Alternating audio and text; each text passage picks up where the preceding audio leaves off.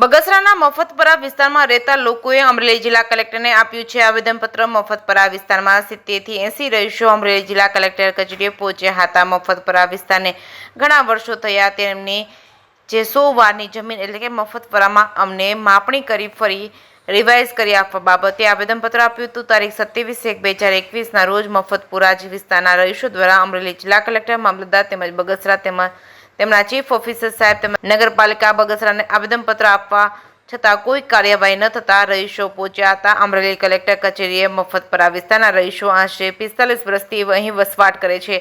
રિવાઇઝન કરીને લીગલ પ્લોટની ફાળવણી કરવામાં આવે તેવી કલેક્ટરને માંગ કરી છે। જે કેસની ગુજરાતી સાથે જૈનિક સુચિત્રા અમરેલી। મારું નામ ભૂપતભાઈ છગનભાઈ ઉનાવા, ગામ બગસરા અને બગસરા રહીશ છે। અને આજે બગસરાથી અમે 300 થી 400 જણા એક અમારા અધિકાર અને હક માટે આવ્યા છીએ કે અમે મફતપરા વિસ્તારની અંદર 50 વર્ષથી રહી છીએ, છતાં અમને કોઈ પણ જાતની સરકારી સહાય મળતી નથી। તે માટે અમારું એક આવેદનપત્ર એવું છે કે સરકાર પાસે માગણી છે, સરકાર અમારા મા બાપ છે કે અમને અમારો હક અને અધિકાર આપે અને અમને સરકારી સહાય મળે એવા પ્રયત્નો સરકાર કરે। અને અમારા મફતપરાની વિસ્તારની અંદર અમારે દસ્તાવેજ નથી તો રીસર્વે કરીને અને મફત પ્લોટ અમને ફાળવી પછી અમને સહાય મળે એવા હેતુથી અમે આજે અમારા વિસ્તારના તમામ લોકો આવ્યા છે। બધી જ્ઞાતિ, હિન્દુ, મુસલમાન, તમામ 18 જ્ઞાતિ ભેગા છે।